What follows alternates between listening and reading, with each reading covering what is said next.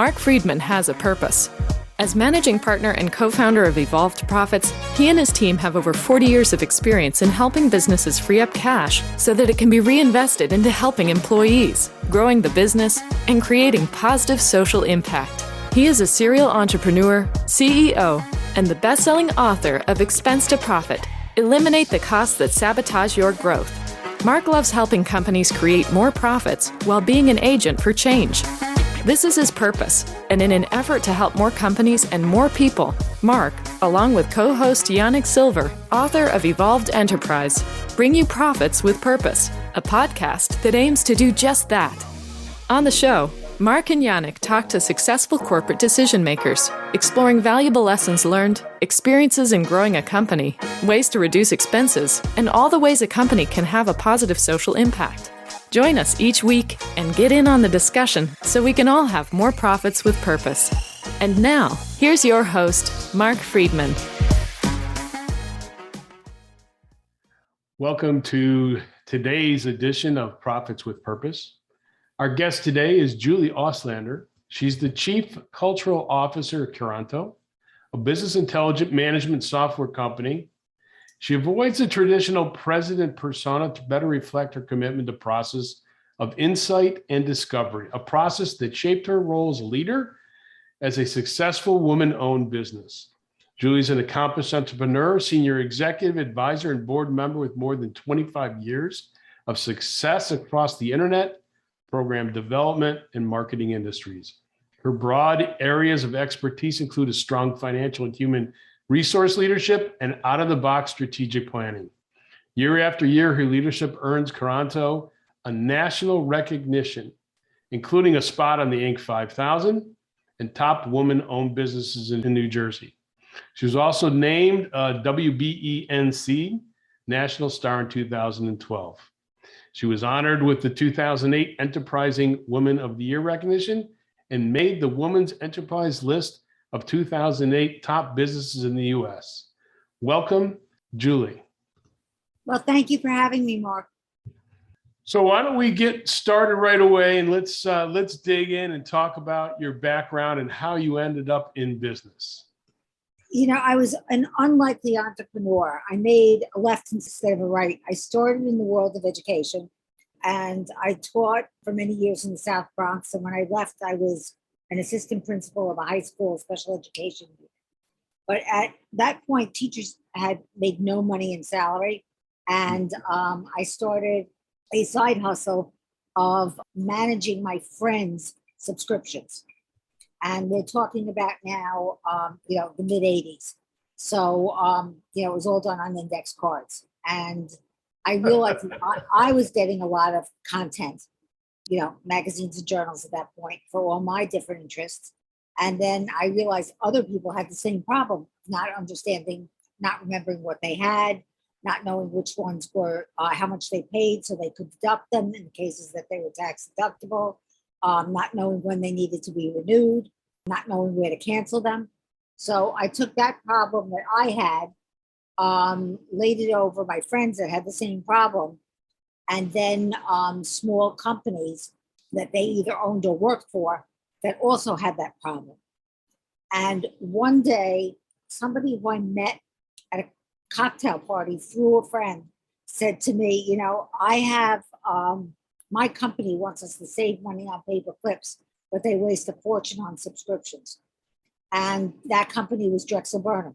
So I went from doing from individuals to doing beauty salons to doing a huge financial institution like Drexel Burnham. And it just continued from there. And so that was CSS, the precursor to your current business, Couranto. Right. Well, there were a couple of other names in between. We went from CSS, and then in 1999, we sold to a public company.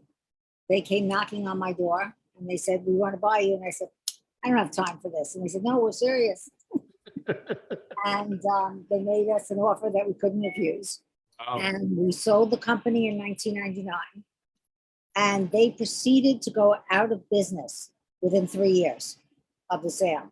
And so some of our clients, which at that point we had, a 10-year relationship with said, can you come do some consulting? And I said, I really can't. I need even then, the technology piece and the human piece. So they said, what would it take to put you back in business? And I had no intention of doing that.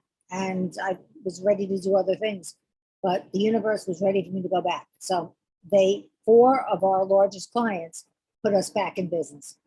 So we started C-Subs in 2003, and we've been working at that ever since.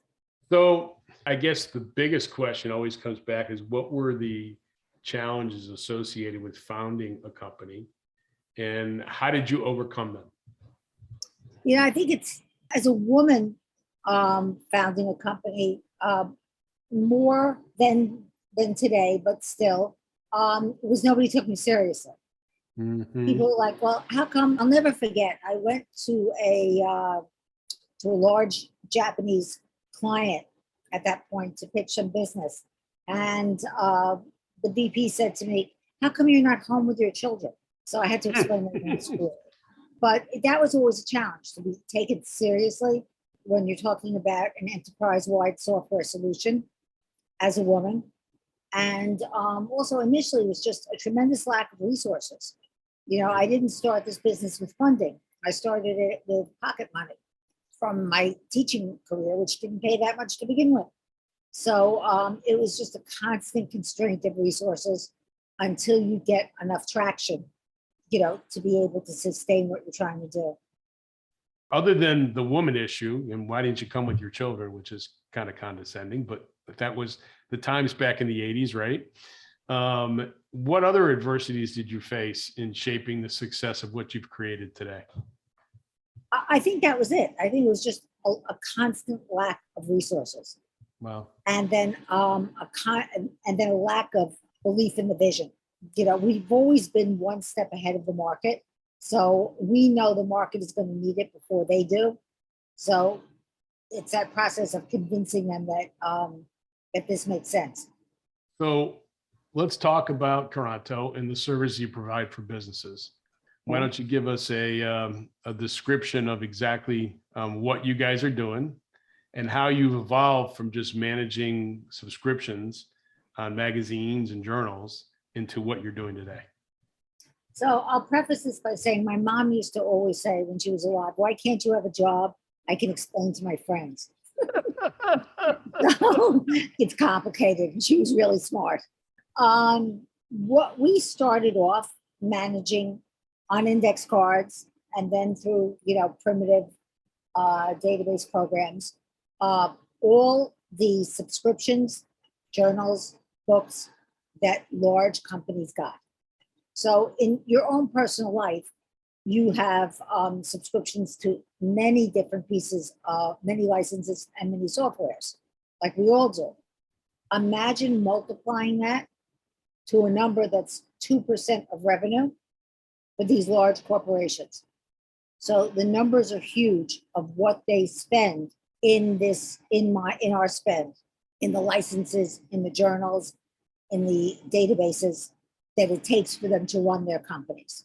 And what our software does is it helps with the complete life cycle of knowledge management. So all of these elements, newspapers, journals, site licenses, are all considered knowledge management. And in the new age, information is key. That's what gives companies competitive edges. That's what forges innovation. So without a way of knowing what their holdings are and what they're paying for them, who's using them, how much they're being used, the company is spending millions and millions of dollars in the spend and doing it blindly and doing it globally. So, for instance, a company will have a license to use LexisNexis. Whatever, almost everything today is now a licensed product. Sure. So with seats, so that you're buying a license for $1 million, one of these companies, and it's 100 seats. Mm-hmm. In the past, what would have happened is that the company would have 20 licenses because people didn't know the license existed. So they would be spending $20 million instead of $1 million. So as you can see, that is a multiplicative effect that just spirals out of control very, very quickly. So what we do is we help them purchase. So we negotiate because we do this across industries. So we know what other people are paying, what the terms and conditions should be, what we can negotiate for. So we negotiate for them. We manage the license for them, the terms and conditions, so that they're not out of compliance. We distribute, so we make sure the people who need it are getting it.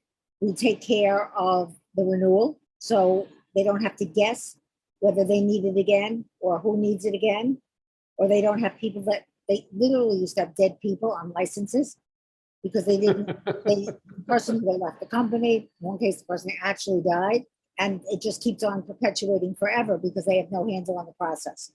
So that's what we do. So in your personal life, imagine all the subscriptions and licenses you have, Netflix, Hulu, the list goes on and on. Sure. And at some point you have no idea what you have, and you just keep on paying these automatic debits to your credit card without, really understanding, are you using it? Is that other family member using it that you think you're paying for it for? That's what our software does. Wow.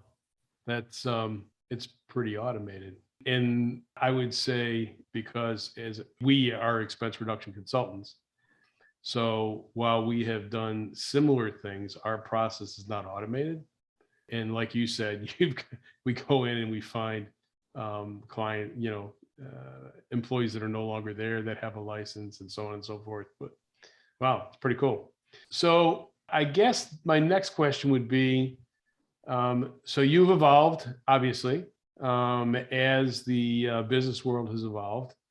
And I guess, how do you adapt to these changes, in the business world and growth as a company? Adapting to change has to be a habit of your being, that you just don't all of a sudden belly up to the bar and say, I'm going to adapt today. You have to really foster a culture of adoption, Right. and adaptation.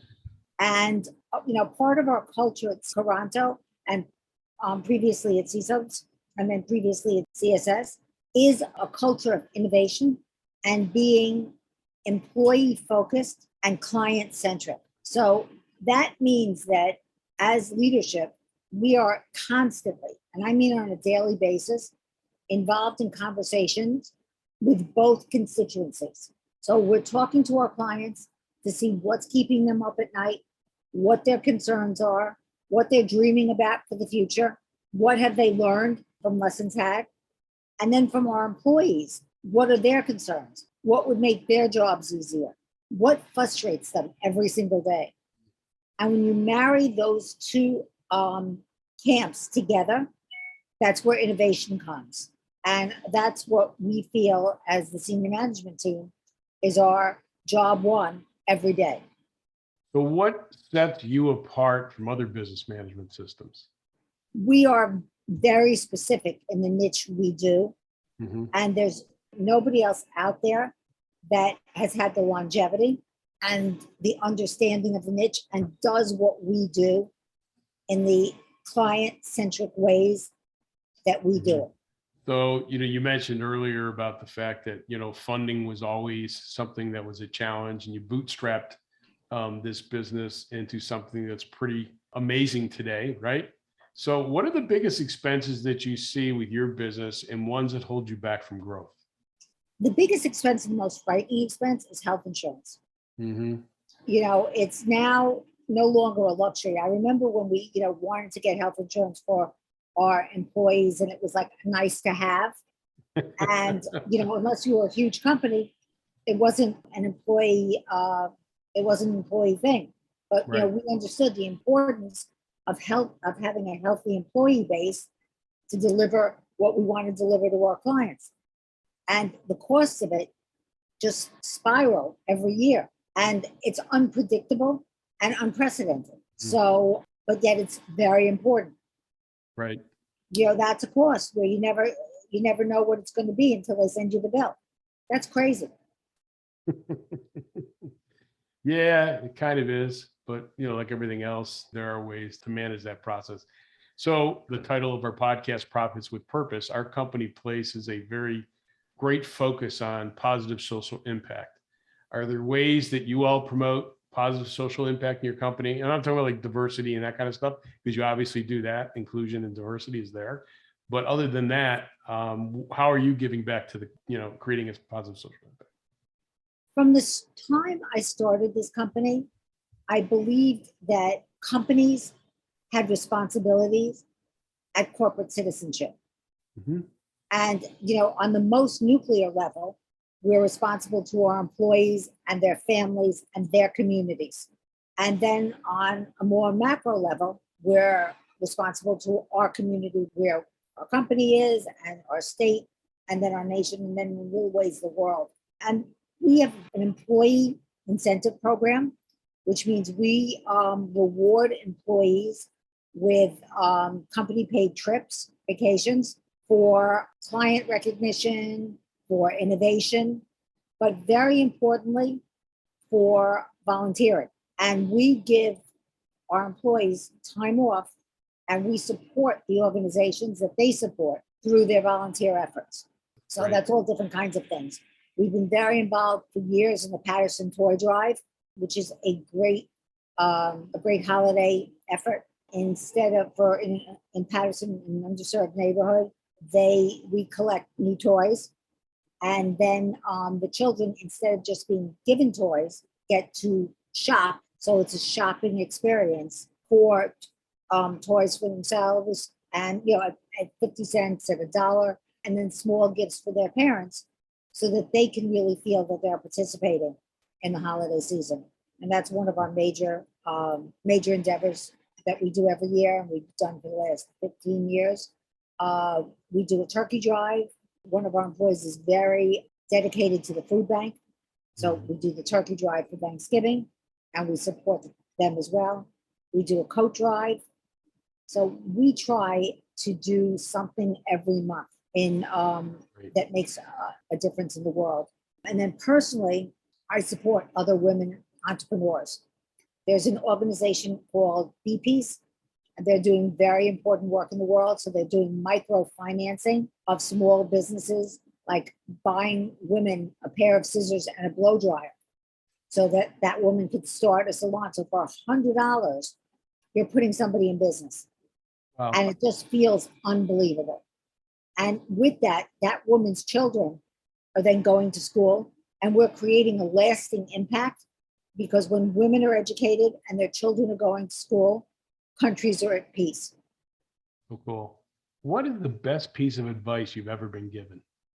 I think the best piece of advice, most sage piece of advice, was to be like a turtle. Stick your neck out, protect your heart, and keep moving forward. Wow, I like that very much so. Is there anything that I haven't mentioned that you want to touch on? Yeah, I want to share with, people ask me, first time I haven't been asked actually, why Chief Cultural Officer? Where does that come from? And, I've had that title now for 20 years. So there's been this whole move with Vogue titles, and it's not about just a Vogue title. It's about really understanding that companies don't buy anything. Employees are not just robots. These are all people. And what drives people to do their best, to be their best, is a culture, is a strong culture of whatever you decide that culture is going to be, of what's ever important to you as a leader, and what's ever important to the industry you're in. And our culture is one of giving back. We're very grateful for all the blessings that we've had and all the opportunities we've had. So the rent we pay for the lives we get to live are giving back to those things. And unless you have somebody who's standing in the role of defining and implementing the culture in big ways, but more importantly, in small ways every day, then you can't get there. Because when people say, okay, let's do a toy drive, but it's not part of a culture, you can't get people ramped up and excited, because you're not talking about it the other 360 days of the year. Sure. So when you have a culture of giving back and a culture of extending your hand back to the person behind you, it changes everything. And it becomes really clear to clients to see that. And they want to participate, and help that along. Cool. Thanks for sharing. I didn't mean to gloss over that. I did mention at the beginning that that was your title. And yeah, I'm glad you mentioned that at the end, because it is important as a leader in separating yourself from the pack. As you mentioned, that you guys are always at the forefront. That's one of the reasons why you're at the forefront. If you take care of your employees well, which you sound like you do, and the involvement and the impact and the give back that you guys do, it's going to take care of your most important part, believe it or not, second to employees, which are clients, because they're the ones who end up paying the bills. Yeah, So and we talk about the Great Resignation. I'm one of the few, I think, leaders that are not really concerned. We have an 85% employee retention rate and a 98% client retention rate with the biggest companies in the world. So I think the value of culture speaks magnitudes for itself. Absolutely. Where can listeners go to learn more about you or get in contact with you if they'd like? Of course, we'll have all this in the show notes. So, well, personally, you can reach me at Auslander@Couranto.com. You can visit our website at www.Couranto.com. And I'd love to hear from you. Great. Thank you so much for your time. This has really been very interesting and understanding. I like the title. We may have to look at more businesses that have that kind of a title for their leaders. But Julie, thank you once again, and best of success to you and your business. Well, thank you for having me, and great success to everybody else who's listening. Keep Great. going. Absolutely. Thanks for listening to this episode of Profits with Purpose. Don't forget to subscribe. And if you are interested in reducing the expenses of your business, creating positive social impact, or contributing to the show, reach out to Marc or Yanik with Evolved Profits by emailing podcast@evolvedprofits.com or visiting the website www.evolvedprofits.com.